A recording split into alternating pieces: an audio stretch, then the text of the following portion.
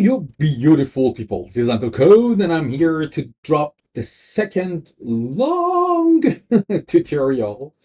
And in this tutorial, okay, first of all, if you haven't seen the other tutorial, which I go through the library, I think it's a good starting point. I will share the link.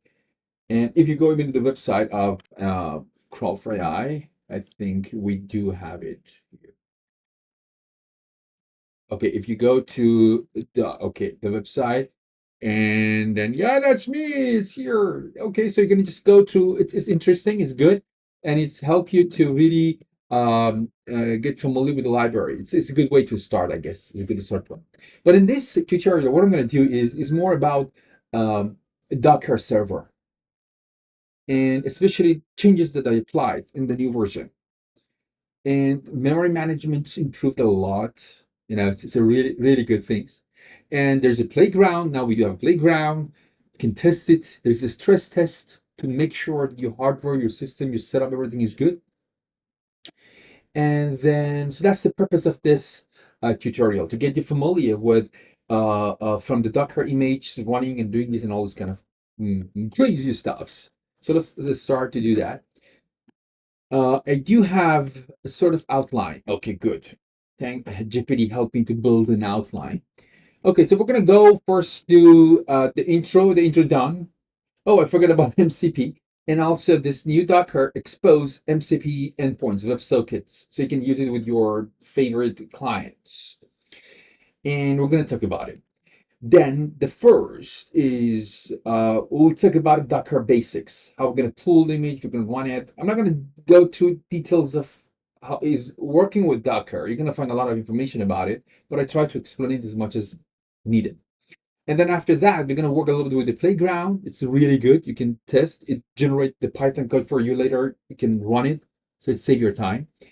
And a stress test, and then we go with the basic of crawling. What I tried to do, I tried to somehow review again the tutorial of how to use Crawl4AI, but this time with Docker. So to go, it's the same time, save the time. You can just also review the library as well, and then we can focus on a Markdown, which is the reason I started. I wanted to create oops, my phone called. I wanted to create a LLM AI friendly Markdown, and that's why I started Crawl4AI. So now then the next is the advanced. We're gonna go a little bit of more advanced things like running JavaScripts, working with some parameters that you can pass to configuration objects and get better results. And then we talk about extraction strategies. You want to structure data, right? At the end of the day, you can use non-LLM approaches, my favorite ways of living, not just throwing LLM on everything. And then also with LLM, actually. And deep crawling. I'm gonna have another tutorial for deep crawling, just only deep crawling. I'm gonna go through it, definitely will do that. And then we'll try with this MCP, and we'll try to wrap it up. So let's start from the very first one. This is actually this file that you see here I created. It's called demo docker, and you can find it in the example folder in the repository. So it's there, it's available. We're just gonna go through it right now. I'm gonna talk about it. I created some test endpoints like HTTP bin. HTTP bin is a nice place, to try.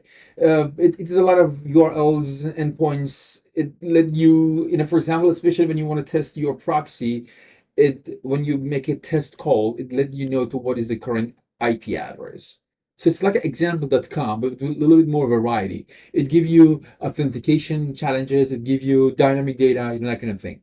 And recently, since yesterday, their server seems slow. I don't know why, because maybe I want to record the tutorial. But anyway, and then here we have the base URL. The base URL is the server that you're running, and we will talk about it later, and all the functions. So now let's start from the important part, which is now we have this Docker image in the hub. We want to pull it and we're going to run it.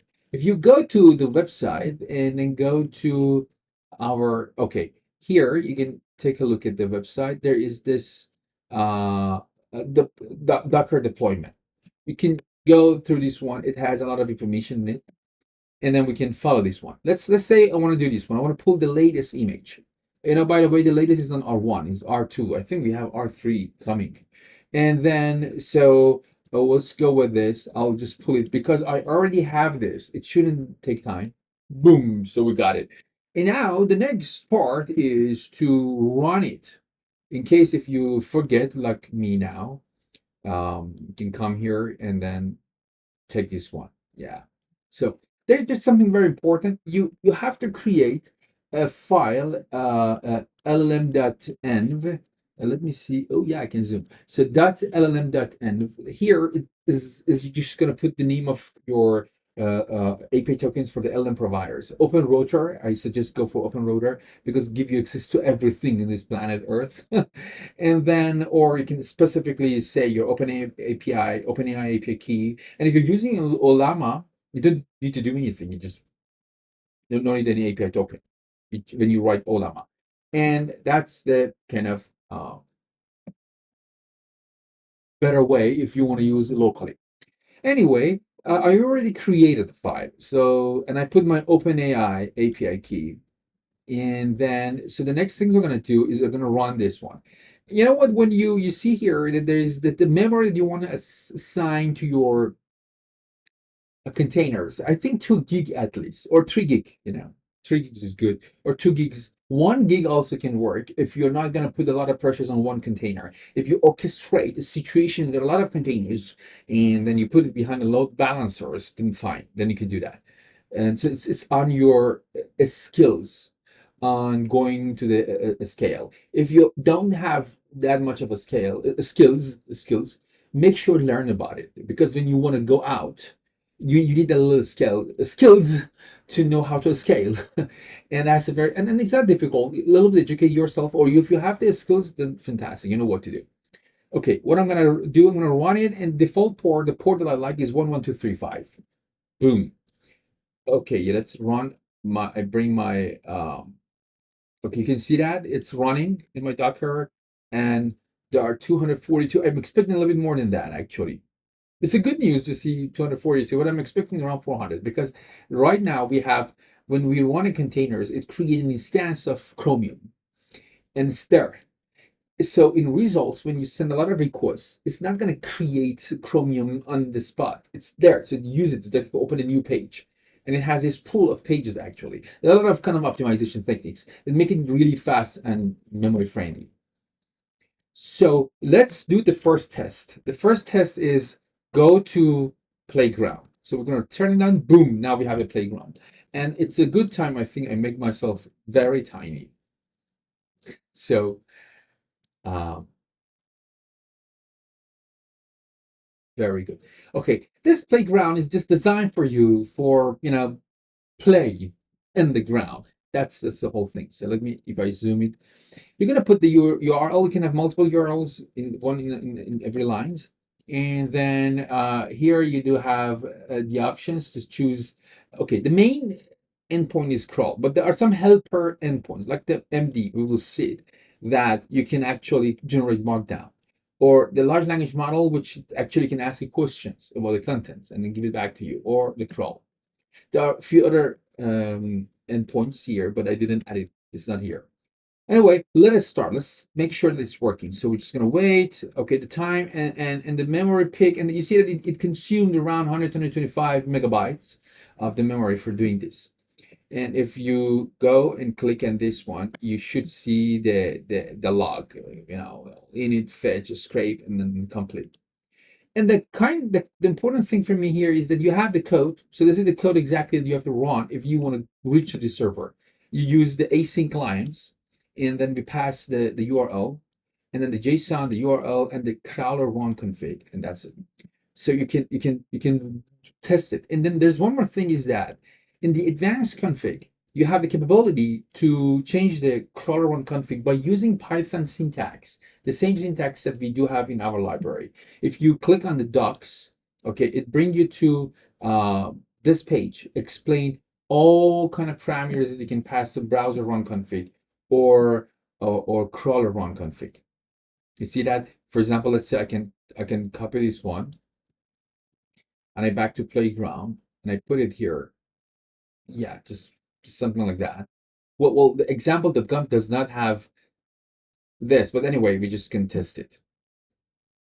So, and then what you're gonna get is, ooh, I put, yeah, it's waiting for this to be to load, but there's no such thing. So let me refresh it, and then I'll connect, and then I paste, and then I click this.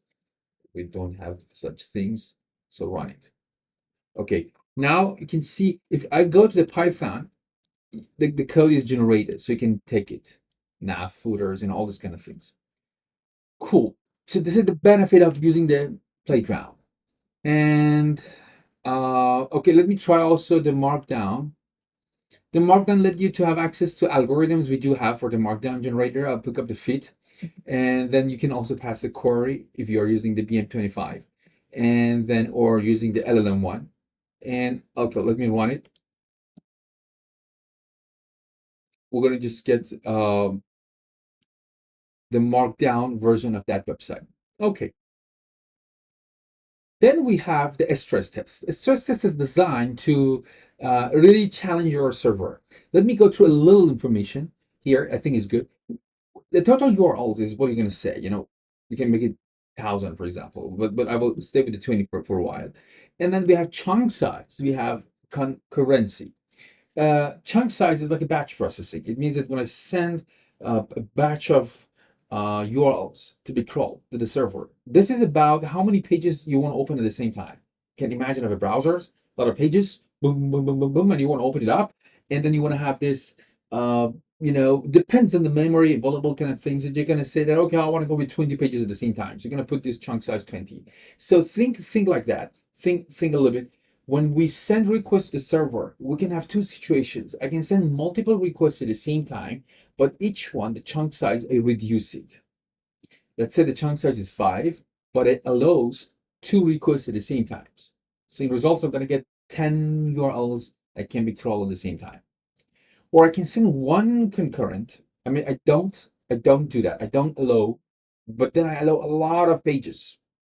So this is about how you want to design your servers in the backends, which is a talk for another video.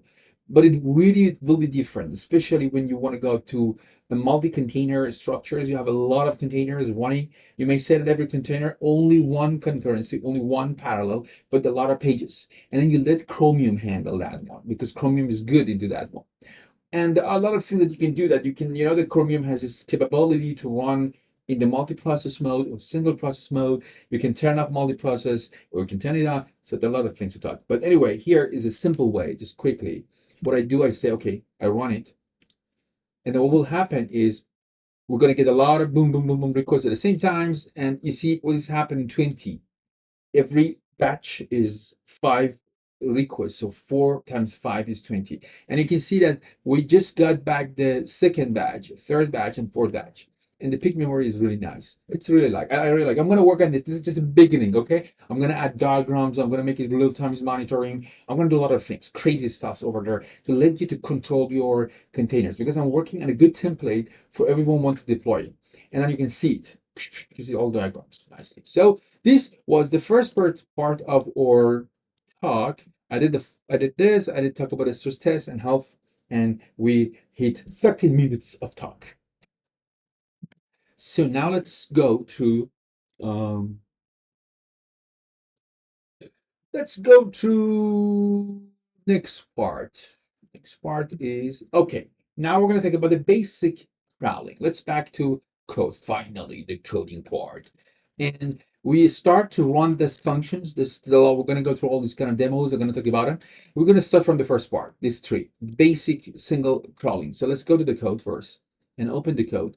Okay, just take a quick look at how is the structure of this configuration. That's what I'm going to talk about it a lot. How to create your JSON request when you're sending to the browser. Okay, you know what? If you go to a Docker or a README for in Docker folders, there are a bunch of examples. I'm going to start from here. I'm going to get a quick review here, and then I'm going to back to the code. When if you install Crawl4AI library and you create an instance of browser config or crawler run config, pass parameters, then there is a function dump. Use these functions, you will get a JSON. This is exactly the dictionary that you're going to send to the server in the REST API.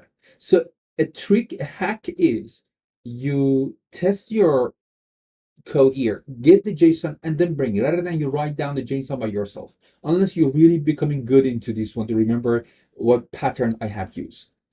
The thing is that when we have configuration objects for crawlings in Crawl4AI, the configuration object can be very complex because sometimes fields are very simple, like headless, true, false, simple. But sometimes it can be a little bit more nested structures. For example, look at that, the viewport, and this is a complex dictionary. So it's like it has a width and height, but you can see that it follows a different structure. It has now type and it has value, but it's not like this one. What we can learn from here is sometimes it's just simple, like headless, true, false. Sometimes needs nested structure. So we're going to go through it right now together. It's very simple. If you are passing simple values, it's like this. Let me get this arrow. Okay, it's like this. You just set the value to this one, headless, true. So if the value is Boolean, is integers, floating point numbers, strings, just set it. It's simple. So params. And if not, then you have to do something different. I want you to think a little bit. If you remember the code here, when you use the Python library, you're creating an instance from that class, browser config. We're creating an object, and then we pass parameters to constructor. So I have to build a way to represent this in a dictionary JSON format when you are calling the RESTful API. So I came up with this syntax. The syntax is like that. Type, explain what is the class. We're going to create an object from that class. In this case, is browser config. So let's compare these two. Here, simply you're going to pass this Python code. But here, what we're going to do is first we type. And then I have the params. Param is a dictionary which represent those parameters that you pass to the constructor, like this one. Okay? So type is the name of the class. And then the params are values of that class. So in this case, you can see that browser config params are headless true. Or let's look at the other example. Type is crawler1 config, and then these are the parameters. So that's how it works. So you can remember always type, the name of the class, params, parameters for the constructor. So we're good right now. Now let's get a little bit more complicated. What if one of the parameter, not always all the parameters are like a headless. What if one of the parameter, its value is again an instance of another class, which is very common in crawler1 config. If you go to a library and if you check the crawler1 config, sometimes you can see the word count threshold is int. But for example, extraction strategy is an instance of a class extraction strategy or Markdown generator. So it's not like that. But CSS selector is simply in a string. Or target elements is like that. Or excluded tag is a list of strings. So not everything is simple values. Sometimes there are an instance of other classes. But if you get the point, what I did here, remember what I said, if you want to represent an instance of a class, do it like this. Write the type and the parameters. That's what you can do that. It's a composite design pattern, so you can repeat it. Like a folder contains a file or another folder. This is enough to define the hierarchy of the folder structures. We call it hierarchy or composite design pattern. And then in this case, for example, chunking strategy. Chunking strategies, we have a different chunking strategies, but they're all coming from base class of different classes. For example, let's say regex chunk. And then in this case, I'll say chunking strategies again itself is an instance of regex chunking. And then the params, I'm passing the parameters for regex chunking. And here's just a list of strings. So you see what is happening here? We're defining an instance of crawler1 config. So that's what we call it. That's the instance we're creating.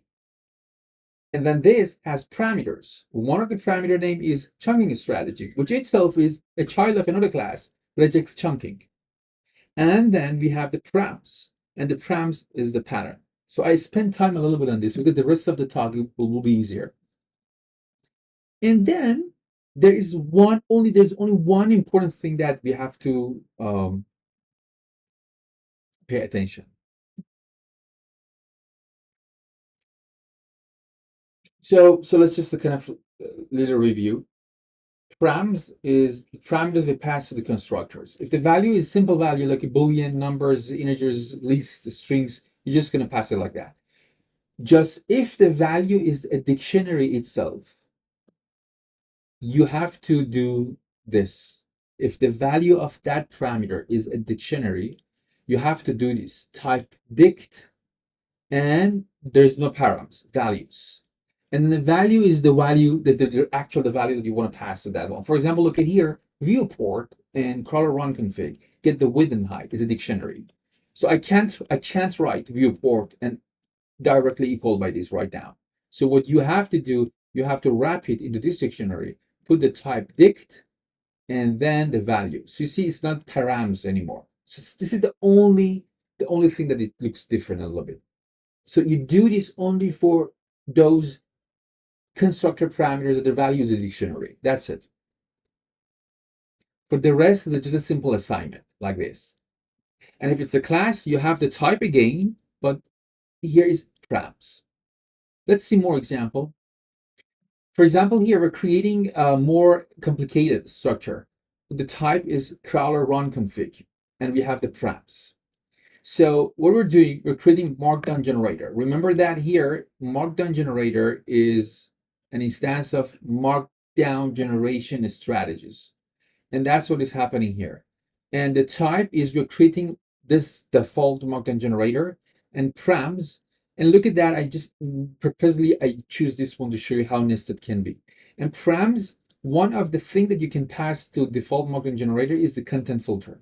Content filter can be instance of different classes. For example, I'm calling it pruning content filter type, and then params. Finally, I have constructor values. So look at here. If you think of it like kind of coding in a Python, this is the class you are using to create an objects, and this class has an input parameters in the constructors content filter, which accepts instance of a class from pruning content filter, and it has two parameters, and that's it.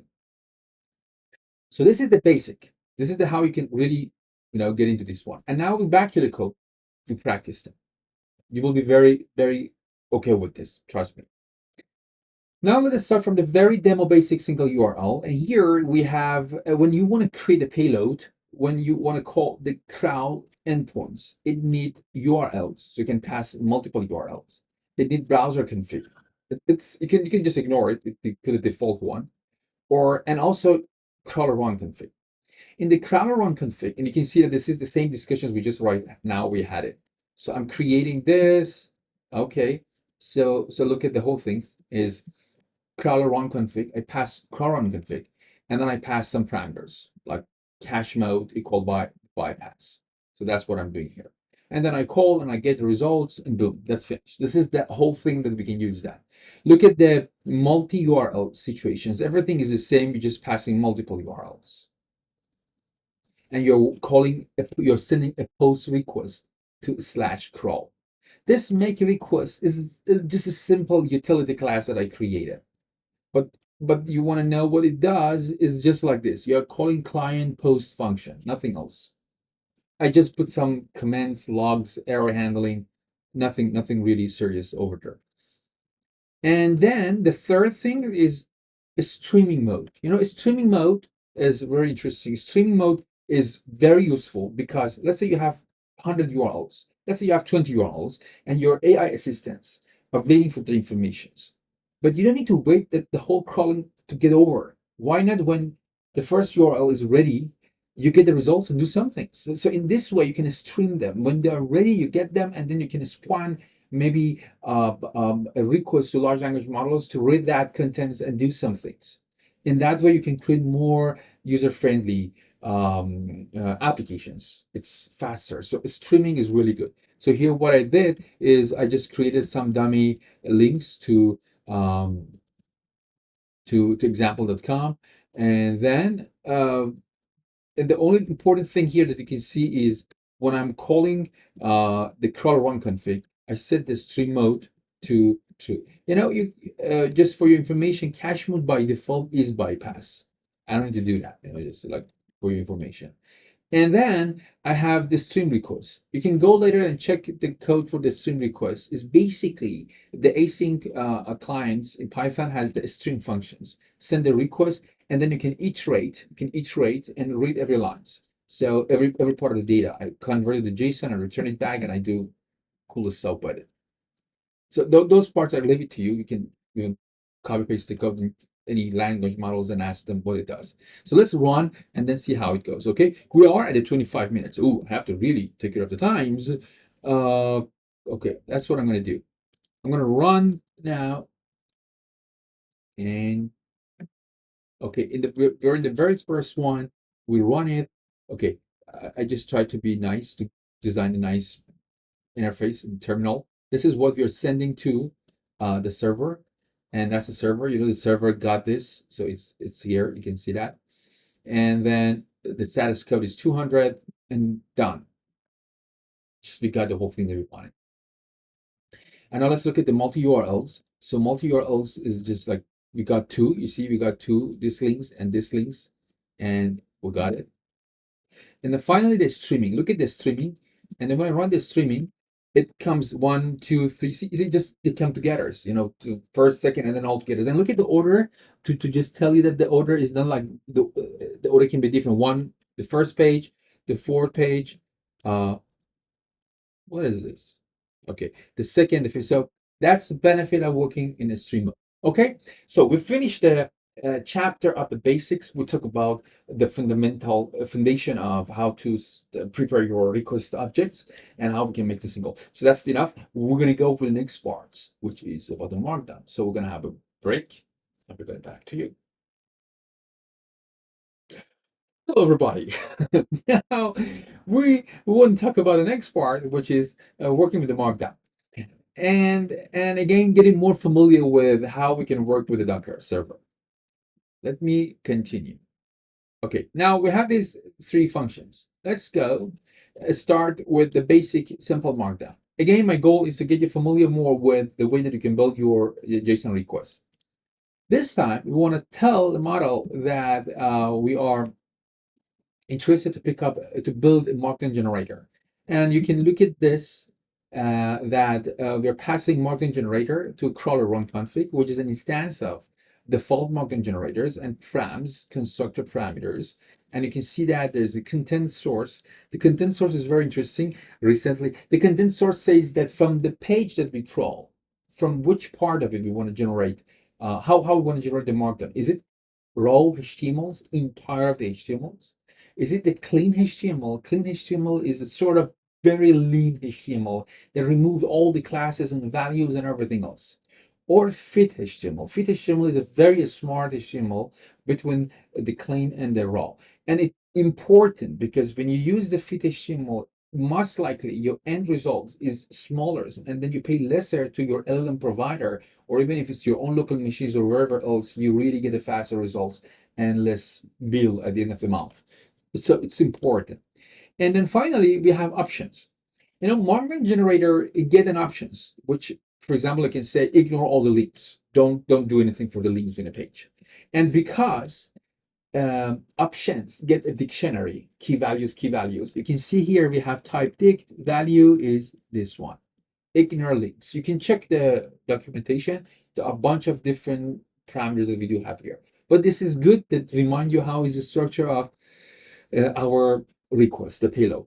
And then we call it, we're going to get the markdown. Now let's look at the next example. Next example is another one. And this time we have content filter.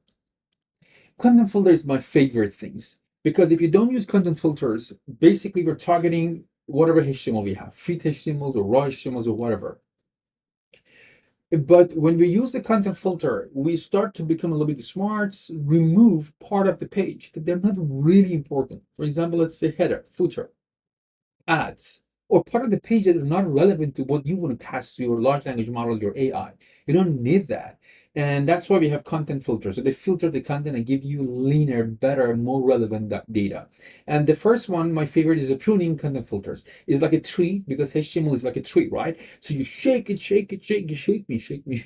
And then what's gonna happen is you shake a tree, and whatever left is hopefully more relevant information. There's a nice algorithm you can read about it in the documentation. And just simply, the goal is to tell you how you can, create an instance of that class. Pruning is and all good. And then the third is just a BM25. BM25 is a very interesting approach.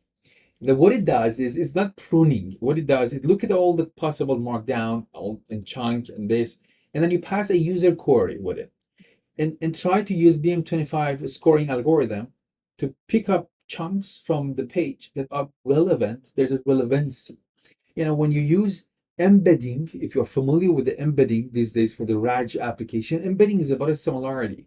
It helps you to find similar part of the resource that semantically are similar, but not necessarily relevant. So you have to learn how to build similarity and relevancy with each other's. And BM25 is a really interesting tools in this case. So it gives you simply sections from the page that are relevant to the query, and then you're going to get them marked. And imagine you are getting we're crawling a long page like a Wikipedia articles, but then you have a specific user query. In this way, you're going to get a much better and more relevant and smaller markdown. So let's run it, see how it goes. There's nothing important about it. I'm just going to run it. You're going to see that. Oh, we had break. Okay. So when you run this at your home or at your office or wherever you are, uh, take a look at these structures, of all this that are happening. It's help you to get some ideas. So all of them are 200. The status is 200, and they're working. So you can see in the later you can go. For example, let's say if I am here, uh, maybe I could print result markdown as well. But anyway, okay. Let me put a breakpoint here first. We run it again. Okay, if you how about the run is similar to the crawler results, so you can find in the documentations what is the structure of the crawler results, and you see go down. We have markdown. Okay, markdown, and then we have this raw markdown. That's a raw markdown, and you see the fit and fit markdown are not there. So let me now put when you use a content filter, and if you go to the results and then you go to the markdown. This time we have the fit markdown. Well, in the case of this example website, is a very simple thing. It doesn't make any difference that much between the fit and not fit. But when you run it on a page with a lot of noisy stuffs, you will thanks. I'm telling you. So this is about the second part, everybody. We work and then we'll learn a little bit of the markdown and also more about the this. So now we stop here and we continue the next part, which is about a little bit more advanced crawling features. See you soon. Hello, everybody. Now we're talking about the next part. Let's go and continue and explore the next part. I go now to, I have a bunch of functions, 5 functions. First, we're going to see a CSS selector. Then we're going to talk about running JavaScript codes, taking screenshots, SSL certification, and using proxy. Again, if you go to the documentation, you will get a lot of information. We'll go to the okay here. For example, let's say I go with uh, content selection. There are a lot of good examples how to use the CSS selectors, target elements, filters, removing, excludings, includings. There are really a lot of things that you can do with it. But here, just pick up a few examples.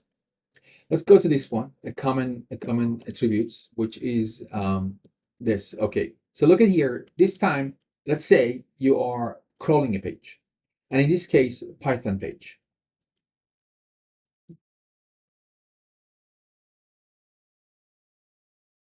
And then we're in the Python page. Okay, And then imagine that we're just interested in this part. And then when we dig in, we see there is, okay, you see this one. I hope you can see. There's this section called main content. And that's the only thing we want to extract from the page. So that's why I have this a CSS selector. Let's make change it there. CSS selector.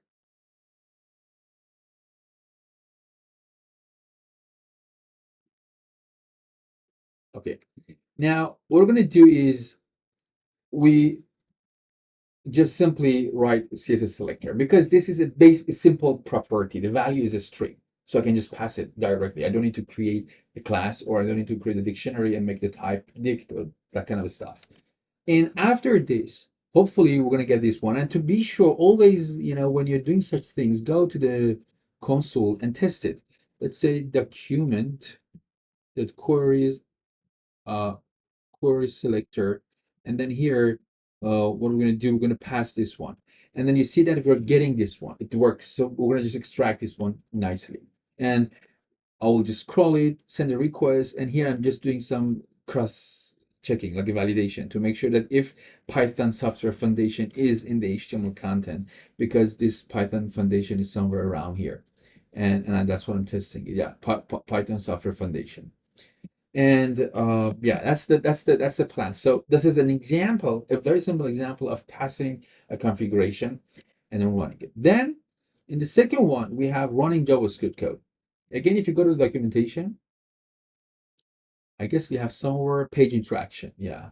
In the page interaction, you will learn how to pass a JavaScript code. So look at this JavaScript code.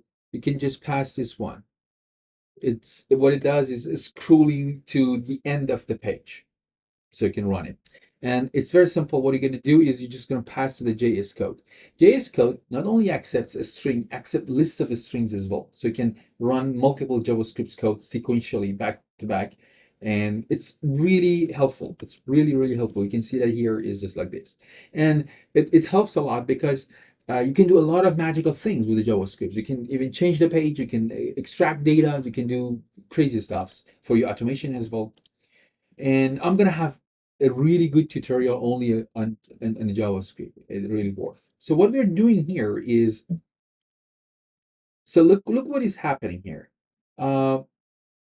When you are passing a JS code, you have to be very careful. It's either it should be, if it should be in a expression way or a statement way. It means that, for example, look at this code, this one. This is an imperative form. It's a function. So I call and I run it. That's it. So this is very simple way that you can pass a JavaScript, an expression that can be run instantly. Or if you do have a function, a function, you see a functions that a bunch of things are happening. Send it into the IIFE form. It means that you can wrap it into a parenthesis. This is called first order function. So this is a functions. In JavaScript is like that. This is a function. So you can save it in a variable. Function is an object, is a value. And then immediately you're calling it. Then you send this one. I hope you're familiar with JS code. If not, you have to be, it's important skill. But the good news is that also we're adding some new feature soon that AI can help you to write all this JavaScript code. What I'm doing here in this JavaScript code is very simple. I'm going to the example.com, I guess. Oh, I think, okay, https example.com. So what I do is I'm going to this example.com, and so let's go here, and I'm going to just copy paste the exact code and I run it here in the inspector. So run, let's see what's going to happen. You see what's happened? Let me try it again. I run this code, became Crawl4AI demo. You see what I did? I just run a JavaScript code that get access to this h1 and change the inner text to Crawl4AI demo. It's really fun, right? It's a very cool thing. I have a lot now. This brought a lot of memories in my mind. I remember when I was in university, I think in high school, at the very beginning of the JavaScript time, I found this that I can change it, so I could go to Google, and I went to the Google page at the very beginning of the Google, and I changed their logo to my name, so I could show off to people. That's my page, but actually it was only happening the front end. But well, I got a lot of good dates out of that. I am a nerd. So then, uh, but yeah, we know it's just a joke. So what I did here is this is a very good example. Let me show you what is happening here. I hope my Zoom works. So what I did is I changed the inner text of the header to Crawl4AI demo, and I'm returning a JSON object that you can see that the field name is like document.course selector h1.inner text. So I get the inner text, I return. So this is not just a simple um, uh, JavaScript to make a change in the page. It applies some changes and also extract and returns you some data. That's a very important thing.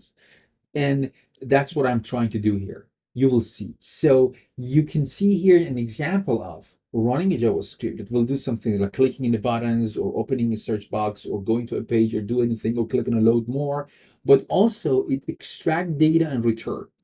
And then when we do that, in the results, we have this field.js execution result, which has the data of the JavaScripts.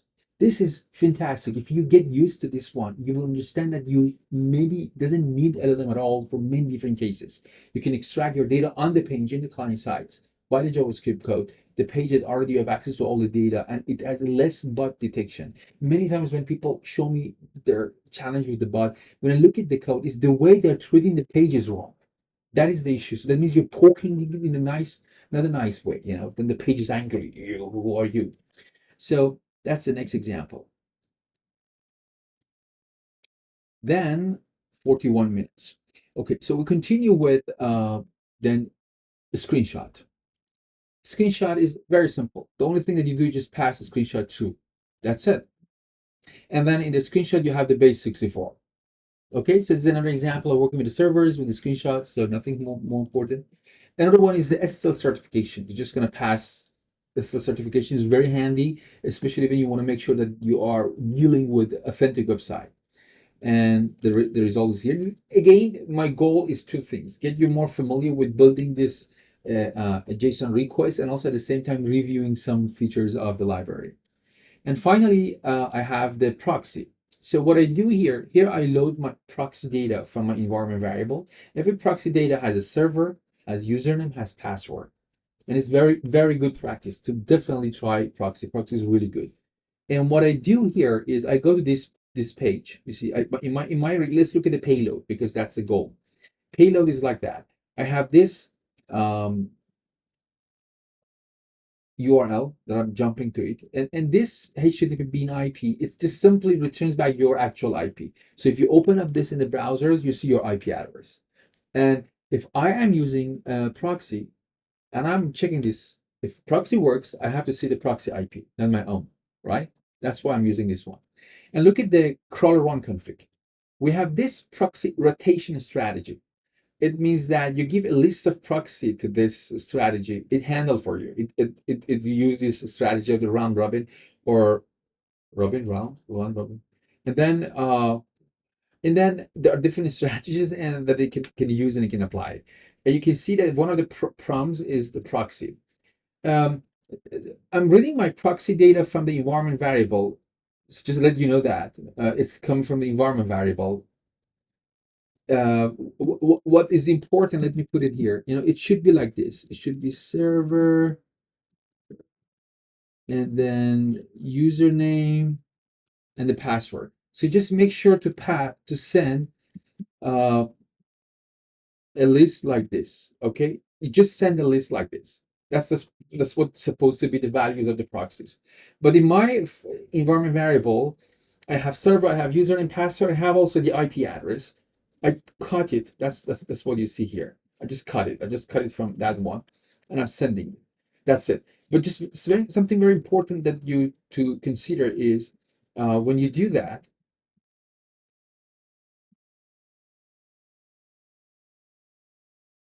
uh, because we have proxy config. it means it should be an object from the proxy config class. And we just discussed about it. So that's why it should be type proxy config and it should be params. And then the param is like this.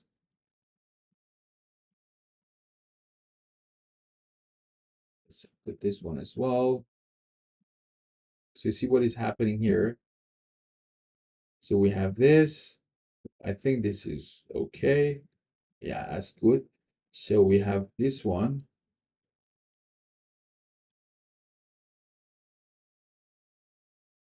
Nice. Okay, perfect. And then we have and this. Okay, so that's what you're going to send. So you're going to send a list of proxy config objects, and each one has a server, username, and password. And that's technically what I did here in one line. And I just wanted to take out the IP key. That's what I did this. Well, this is not necessarily your case. Anyway, and that's our proxy example. So I guess we can run the code. And here, what you see, the codes that I write here, don't get confused. These are just like a little code for sake of tutorial. What I'm doing here, I'm just getting the content of the HTML, extracting the IP address, and checking with the IP address of the proxy to tell, yeah, it works. It's just like confirmation, but it really works. You can run it and then go through it and then see how it goes. So let's run these codes. I'm going to go to the first one. So we go inside, you can see I'll send this request. That's just what we're gonna do. And then let's see it works or not. First of all, we get the HTML, we got this one, and we're checking that if Python Software Engineer Foundation is in the content or not, which is true, it's there, so it worked, right? Now we go for the next one, which is the JavaScript execution. In the JavaScript execution, as I said, we are changing the page and also we're adding, returning that data. So let's see if really we're getting it or not. So we run it and it running the servers, the server is working, just to let you know. And now we've got the results. And what we're going to do, we're going to go through the results and then we're interested in this value. And if you look at the value is like, let's see, okay, look at this one. Field name Crawl4AI demo. So it did it. It took the value, it changed the value of the H1. That's what it shows to us. And then extract it. And now we have this JSON. This is very useful. Really, really very useful. And then I'll go with the screenshot is simple. I'm just going to go to screenshots. And if you go to the results and open it up, it should be, oops, it should be somewhere. You see the base 64. Now we go with the SSL fetch. Okay, listen, let me just put it here. We're just gonna get the SSL and let me print it. So we got SSL data, it's all the SSL keys and that kind of thing. And then finally we are in the proxy.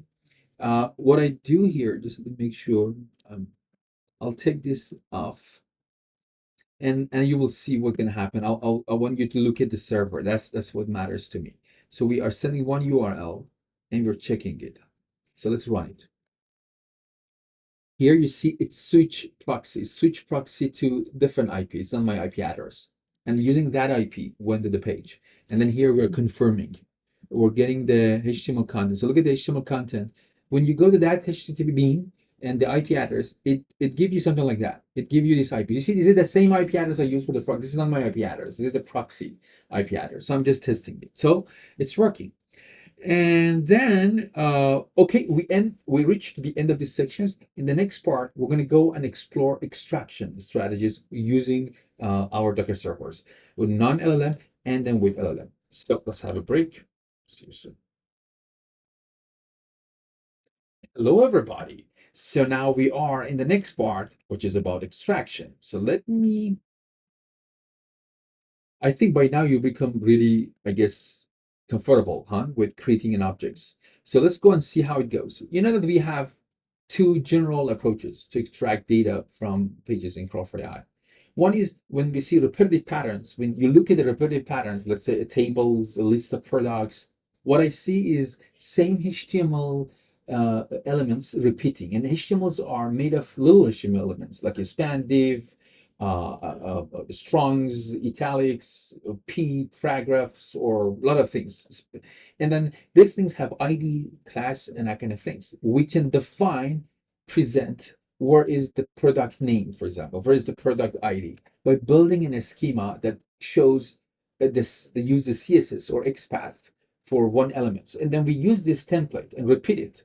And my idea is we use the large language models only one time for this template, for this schema, and then we don't use it. Rather than you just paste entire of the HTML's markdowns and ask language model to generate the JSON. It's ridiculous when you can do it in a much faster way, run AI model one time. So anyway, here I just created manually an schema. We're going to go to this book example website. It's a very good one when you want to test.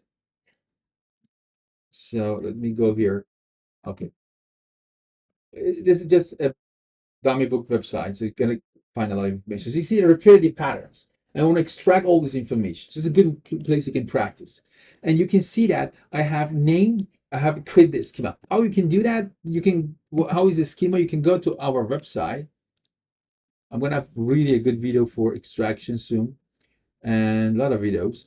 And then here in LLM free, we're talking about all of them. So you can really learn how to do that. Trust me, you will save a lot of money, especially when you launch your startup. Everybody will be happy, including your investors and yourself and your customers.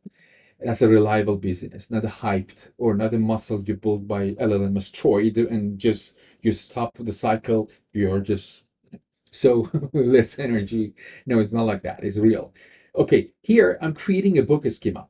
The name is the book list. And then the base selector, I try to not go through this one because that's for another video. But I'm telling you that you see this base selector is every one of those books. It refers to every one of those books. If you're wanting here, you're going to see you're going to get a lot of them. And then we have the fields. From every elements, we're interested to take the name from article, product, pod, and whatever. This is CSS selectors inside the base CSS selectors. So that's how we can look at it. So we use this, and then we scan all these items, and then we extract it. And look at what I have here is, this is important. Look at this. I'm creating a crawl run config. So extraction strategies is from the type is actually the type is JSON CSS extraction strategy, and then here a schema is getting a dictionary, which is the a schema that I created here.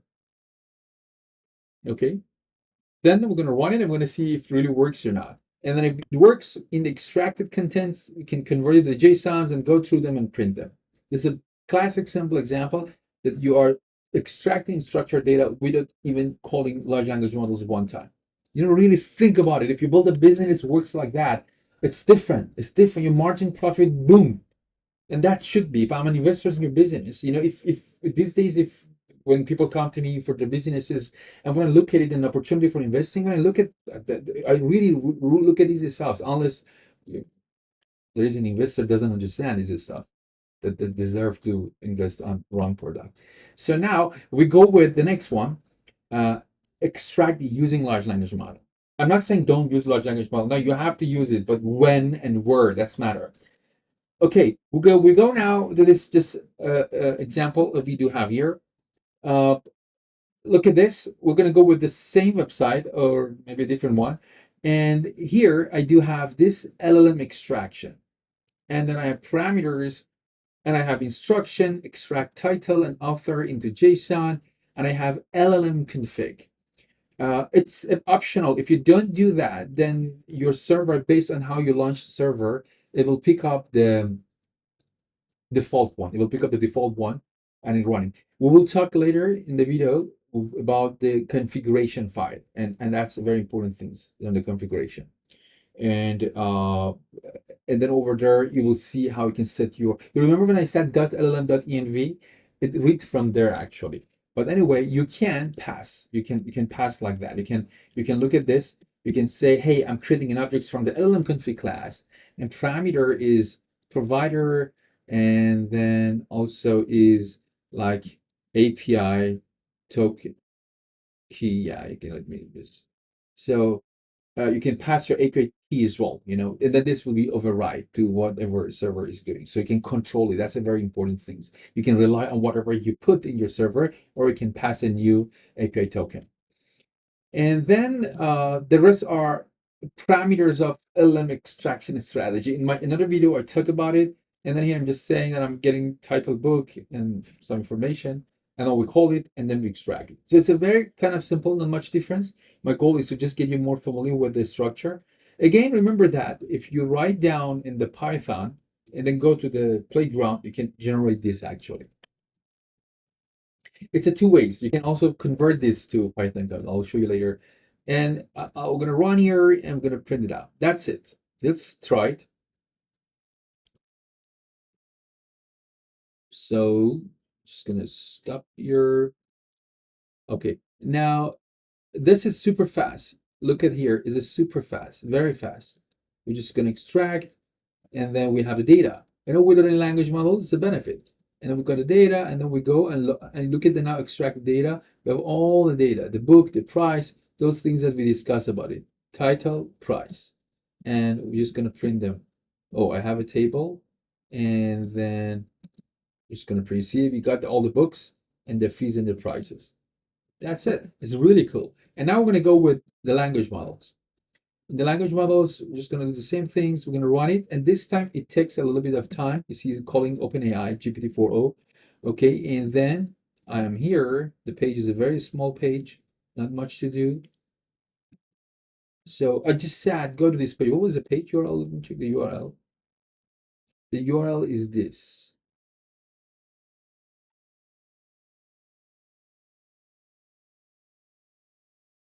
Yeah, it's a simple book. The name is Herman Melville, and then it just extracting those things and then giving to you. So we can do whatever you want. You can say, hey, create a summary of this, or any other structure that you want. We can create a knowledge graph. There's one of example that we have in our repository is a knowledge graph. You can use that one.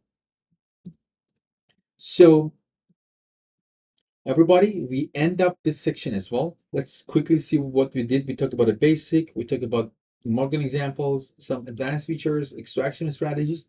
Before that, we talked about how to run the Docker, playground, and now we are ready to start the review of deep crawling with um, uh,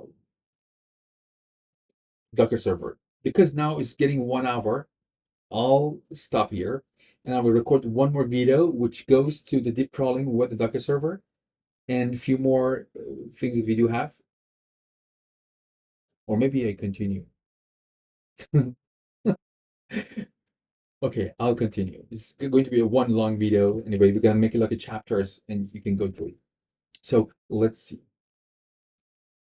Hello, you beautiful people again. So what we're going to do is we're going to talk about deep crawlings. I have a few examples for deep crawlings. You see all of them? The basic one is streamings with, again, CSS extractions, LM extractions, with proxy, with SSL. They're just playing around to get you familiar with the configuration objects. So let's go to the basic one. It's very simple. What you're going to do here is that when you want to have a deep crawling, it's very simple to the normal crawling, but you want to pass your deep crawling strategies. We have different strategies for deep crawling. Deep crawling is actually the act of searching over a graph.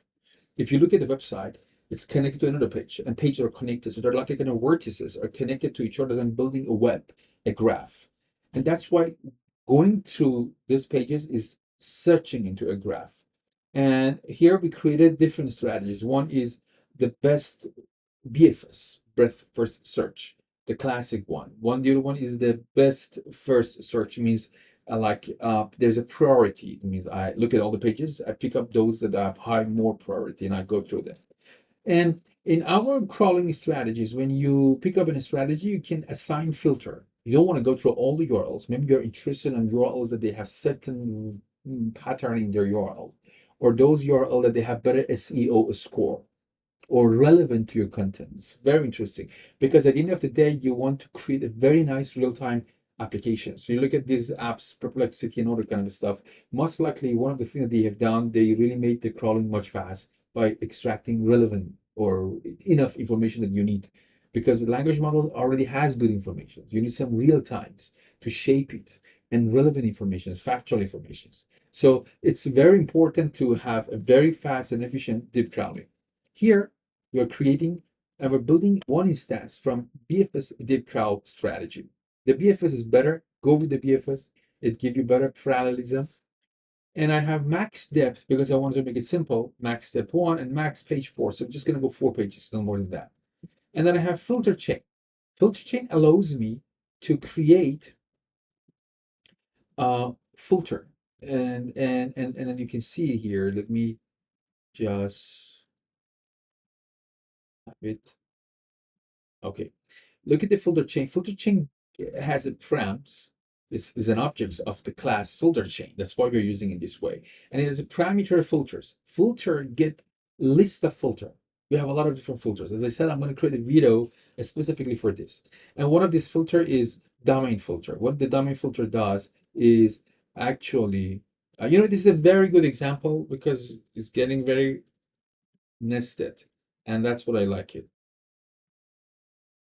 Let me show it to you. Okay.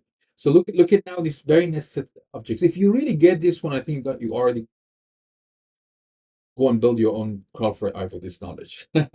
So look at, let's start from the very top. We are creating crawler run config, which is an instance of crawler run config. And crawler run config has a constructors, and constructor has multiple parameters. One is like cache mode, is a simple value we just assign it.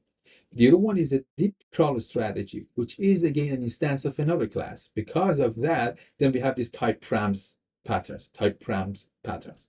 So the type is a BFS deep crawling, and param are objects of parameter of the constructor for BFS. Max depth, max pages, they're just simple values. And then we have filter chain. Filter chain is again an instance of a class filter chain. So that's why we have this type params pattern.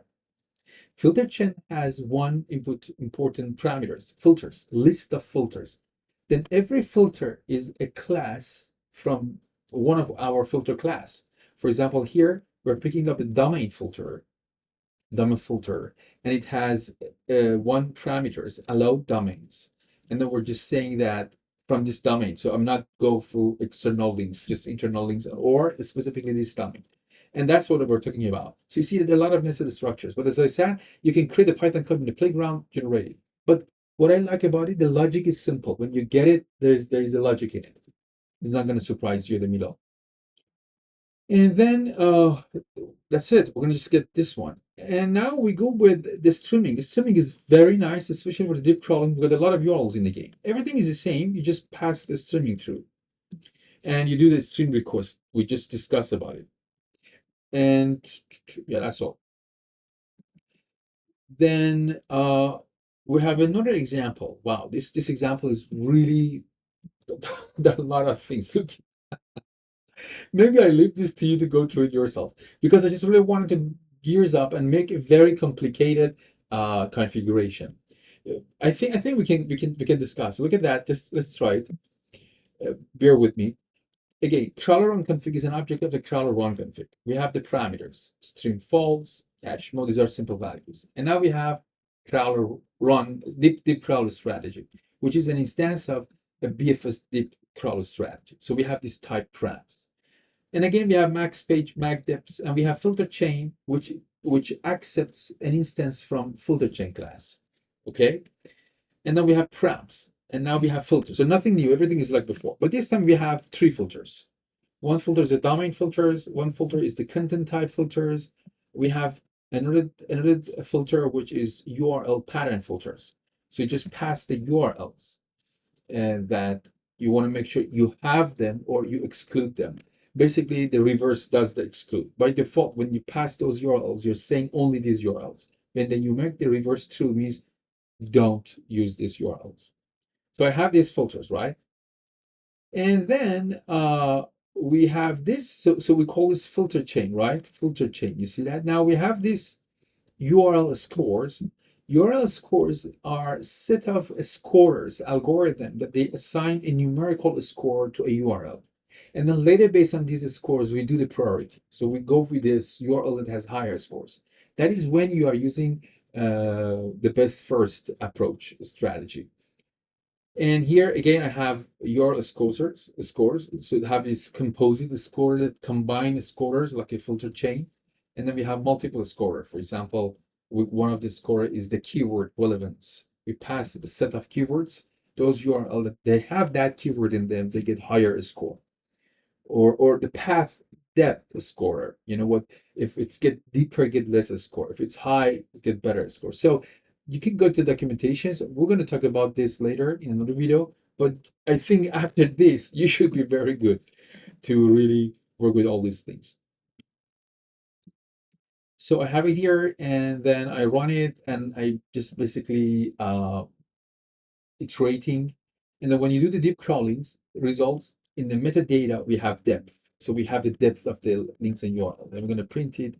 And the rest are just like testing, evaluating, of checking those values, attributes, scorers, filters. That's all. So this is our next. And then the rest are just mix of deep crawlings and what we have seen before. I don't think are crucial. I just use the same things. You see, this is, for example, CSS extraction. We have this extraction, and also we have deep crawling. It's just challenging your mind, get your mind adapted with such a structure. I think it's very good you take a look at it if you're using Crawl4AI seriously in your production. And again, we have this LM extraction. So we have extraction for the LLMs, and then we have this deep crawling as well. Then we have proxy. Proxy is the same I leave it to you. It's just nothing new. SSL is same thing.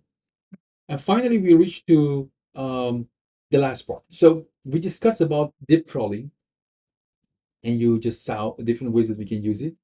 And then, and also you see how I mixed everything together to really build a very complicated configuration objects. But again, at the end of the day, oh, it's moving. But again, at the end of the day, it's like same logic. The logic is to keep repeating, it's self-replicating itself. So that's it. Now there are, I guess, okay, we have just few more functions. We're going to go through it and we will see it. And then I will back to the server configurations to show you the configuration and end up at that point. So see you soon. Okay, everybody, now we are talking about few more endpoints. Remember that this Docker server has other endpoints. All the endpoints we used so far was crawling, but it has also Markdown. That means it's just generate the Markdown. Of course, you can use the crawl, and then you can pass Markdown generators and then use it. It's just basically a helper. Nothing, unique about it. I just created a helper because it's good, because I use it myself as well. But anyway, you look at that. We come here. It's so when you call the helper functions, it doesn't need browser config or crawl run config. These are just helper endpoints. Look at here, I have this endpoints, I'm calling endpoints. And look at the payload. Payload has the URL, and F is your fit strategies, which is an enumeration, and it has different values. If you go to your uh, playground, you can see the values, feet, row, BM25 element. It applies content filter. For example, I'm applying the content filter. It has queue. In the case that you're using BM25, the queue will be, used. Otherwise, no, nothing. So that's it. I just call it, and I get the response. And response is JSON and has markdown and the values. So it's a kind of simple way that we can use it.